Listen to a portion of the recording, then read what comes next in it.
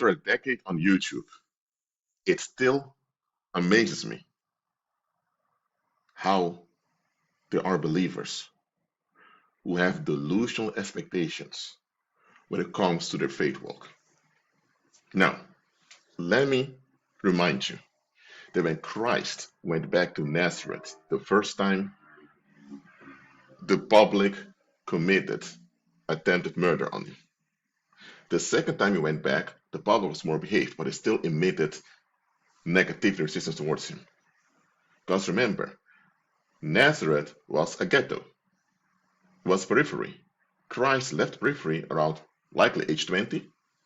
He came back age 31, that was the first time, as a community leader running his own economy, going from place to place.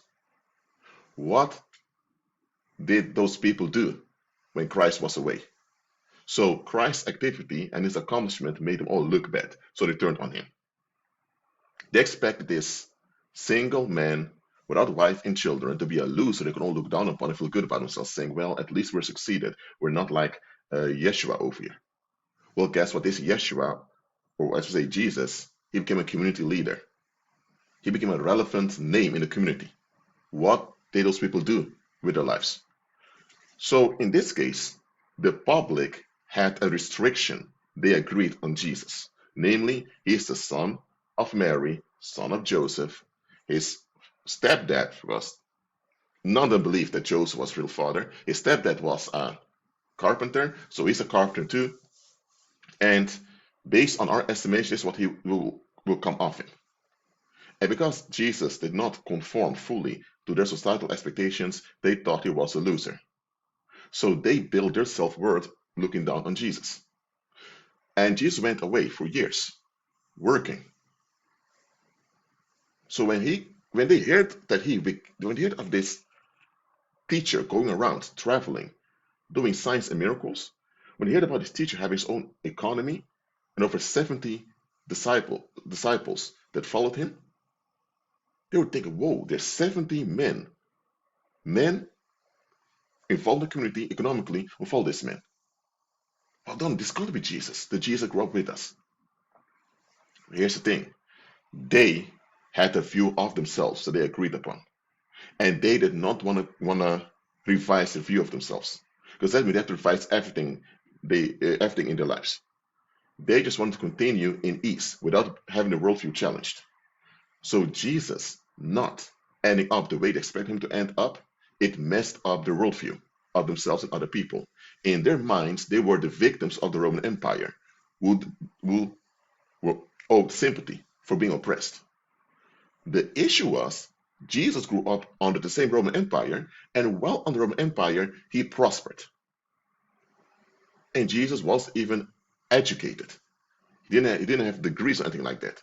So this made all of them look bad, thinking, what the heck have we done with our lives? Why do we use Rome as an excuse and we didn't involve ourselves in our community? Now, if they would have been humble and admitted that they've wasted years of their life just escaping, it would have been different. They could have easily repented and become better and still human beings that day, and things would have improved. They didn't want to face themselves? No. So they turned on Christ. So Jesus' breakthrough made them all look bad. So they turned on Jesus. Simple as that. Now, the second time Jesus came to Nazareth, remember, meanwhile, there were even Roman soldiers that began to listen to Jesus. Jesus even ministered unto, I believe, was a servant of a Roman officer. So even in the military, Jesus got fame now, and there were even military men that were supportive of Jesus. So Jesus now had indirect military backup. Jesus was not a military man, but he had indirect military backup because people in the military were supporting Jesus behind the scenes. So when it came out that Jesus was almost murdered by his own people in Nazareth, that didn't make Nazareth look good. There were consequences on them. So the second time Jesus came, they behaved themselves, but they still refused to accept the reality of what Jesus became.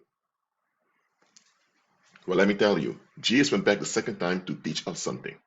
Jesus does not expect you to do the same thing with the people that turn on you. No, when people turn on you, move away from them and keep going. Jesus went back to show us something. The second time, they only treated him they treated him better than the previous time, but only because of necessity. If they they would have finished the job and actually killed him. Well, let me tell you one thing. The same people do with you. The public just wants to be left alone. They don't want to be challenged about anything, and they all just want to have excuses for being neglectful. That's fallen mankind. And they always want to blame the victims that are harmed by their neglect. If some of the victims turn into monsters, now they use those monsters as excuse for them to play the victim. And now they want the quote unquote good guys to come and rescue them. That's fallen mankind. When you, whether you were a victim or not, or just when you were a scapegoat or target or not, when you break through and you exceed the restrictions people have agreed upon you, they get pissed off, they get angry, and they turn on you. Simple as that. Worldlings, in general, they envision restrictions on you based on the ease they're holding on to. So anytime you exceed those expectations, you disrupt and disturb their ease. And their ease is the only thing they have. So when you disrupt their ease, they get disturbed by you and they turn on you. This whole thing of disliking people, not liking someone, what is it all about? This whole thing of disliking someone is all about using toxic emotions to control someone else. People want to control your outcomes in life. They want to control how far you can go. They want to restrict you so they can feel like they're in charge. That's what fallen mankind wants. They want to restrict you so they can feel in charge. If you don't allow them to restrict you, you're in trouble with them. They're going to say, "Who do you think you are?" And now they want to teach you a lesson and put you in your place. So understand this, believer. When you break through in life, a lot of people will fake like they're happy for you. They will, even people close to you. But I'm not saying all of them, but many of them behind the scenes, they're angry, they're murmuring, complaining.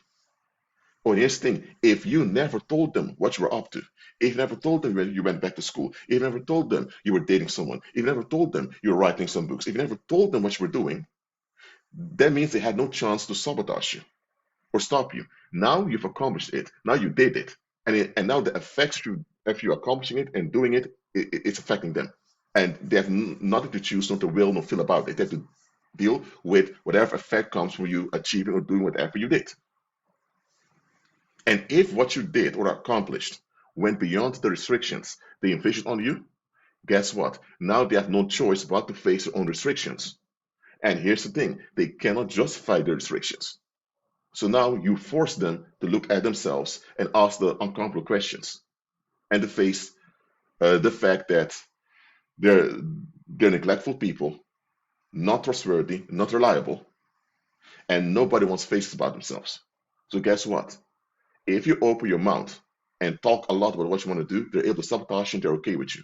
But the moment you keep your mouth shut and eventually you suddenly achieve things and it catches them off guard, they're not going to be happy with this surprise. Because now they can't anticipate how to sabotage you, how to turn whatever you did about them. So if you have a breakthrough, you actually break through restrictions of society, don't expect the same society that hold on to restrictions to be happy with you. It won't happen. It will not happen at all. We as believers need to let go of this delusion that when you break through, that it's going to be received as good news. Listen, this is good news you broke through. But why did you have to break through to begin with? That means was a barrier there, a barricade there put against you. Who put the barricade over there? If people put a barricade against you, do you think they're going to be happy when you break through the barricade? No, they will not. They spent time, money, emotions, all of that to make sure there was a restriction on you. And now you simply broke through the restriction. They're going to be upset with you. They're going to be offended, and they're going to want to take revenge on you for making things hard on them. If everyone in your neighborhood thought that you would become homeless or a drug addict because of the traumas you went through as a child, remember, they're the ones who didn't intervene when you were a child, being traumatized, right? So it's on them if you have mental issues as an adult. But because they don't want to face themselves, they hope that you would turn into a drug addict or a criminal and you would be either in prison or dead on the streets. So there won't be any proof of how neglectful and how untrustworthy they were. But guess what? You eventually became clean and you now run your own business. So you recovering shows that at some point you were worse off. How come you're worse off? Where did you come from? So eventually their neglect is going to be shown and everyone's going to see them for what they are. So you breaking through, not becoming the drug addict or homeless guy or criminal they expect you to be, They can't handle that. They won't take it. Maybe something different. Maybe people expect you to remain single for the rest of your life because they thought, oh, that guy is ugly, you can't get a woman or whatever. And now they see you with this man. They see you with this lady over there and think, oh my goodness. And she's pregnant also. They envisioned and use suggestive witchcraft to force sexual dysfunction on you. Why is that? They could all look at you and feel good about themselves. Now that you broke through that, oh my goodness, they're coming after you. They are coming after you, I'm telling you. So after your breakthrough, expect a backlash. You're already broken through, but expect a backlash against your breakthrough. It will come. Maybe you were a woman that used to go to nightclubs often and you had one guy after the other. Everyone called you a street hoe and all of that. And maybe that's what you were. But now you've improved. You have become more feminine. Now you're good news. You're benefiting a lot of people. Guess what? All the people in the past that were hurt by your past behavior, were still affected by it, they don't want to believe you've changed for the better. Now they want to come after you in horrible ways. I'm telling you, fallen mankind has this obsession with restricting each other.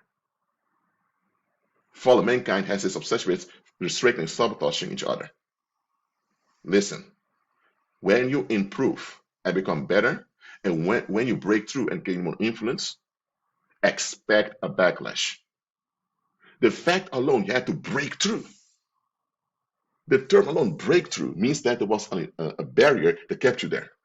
And the fact that you had to break through the barrier because nobody was willing to remove the barrier for you. Nobody was willing to help you get rid of the barrier. Some pretend like they wanted to help you, but they were just sabotaging you and fooling you around. Listen, the fact you had to go through a breakthrough should already alert you that there was an agreement set against you. So once you break through, don't go back to the people that agreed on the wall. Breakthrough means you went through a wall with force and now you're out of the containment they put you in. Don't go back to the people that put you in a containment and expect them to be happy with you. Are you kidding me? But such dumb things a lot of people in the world do. Unfortunately, some believers don't do that. If they agreed in keeping you contained in that restriction, then don't go to them expecting them to accept your new situation. They will not. They insisted on you being restricted like that. And now you're not like that anymore. Oh my goodness. They become homicidal towards you, I'm telling you. That's why some people, when they break through financially, they leave the neighborhood they grew up in. They go somewhere really different. Why is that? It's not because they feel better than the people around them or because they don't care about people around them. They do. But things are the people around them willing to accept the new situation? Often not. That's why you have some people who break through financially, they stay in the same neighborhood they grew up in, they end up being murdered or set up. Why? Because the environment never expected them to become so influential and so important. The more influence you have, the more important you are. The less likely people can say no to you. The more leverage you have in daily life, the less quick people can say no to you and put you aside. So the fact you have more leverage in life now, and people can't just say no to you, they have to get along with your influence, that upsets them. They want you to remain an option. They can choose at will what to do with you. But now that you've broken through and you have a leverage and influence, they have to deal with your influence. If they resist your influence, it's going to look bad on them. It's going to be difficult and exhausting on them. And on the other hand, they expect to be a priority unconditionally, but you have to be an option. And because you can't get away being narcissistic towards you anymore, they will lose it. Especially if there was long-term resistance against you. If there was long-term resistance against you for years and you broke through in a powerful way, in this case, people have nothing left to lose, and when they have nothing left to lose because the whole reputation is gone, they lose it. So this is the reason why some people don't want to break through. Just understand this, there are people out there who simply don't want to break through. They don't. They decide, you know what, let's remain dysfunctional, let's remain poor, backward, sick, whatever. Let me remain in this wheelchair, or let me remain in this toxic relationship, whatever. Some people agree within themselves to stay in a bad or toxic situation because they know the moment things get better for them, it's going to be a raging public facing them. They know it. Well, guess what? Believers break through anyway. That's the great thing about us. We break through anyway. And that's what we ought to do. Well, that's it for now. Keep on growing Christ and remember, your breakthrough is good news, but not everyone is worthy to participate in this good news. Some will come close to you, try to undo the good news, and once they realize it can't be undone, they want to get you done. Well, that's it for now. Keep following Christ, and I'll see you in my next live stream.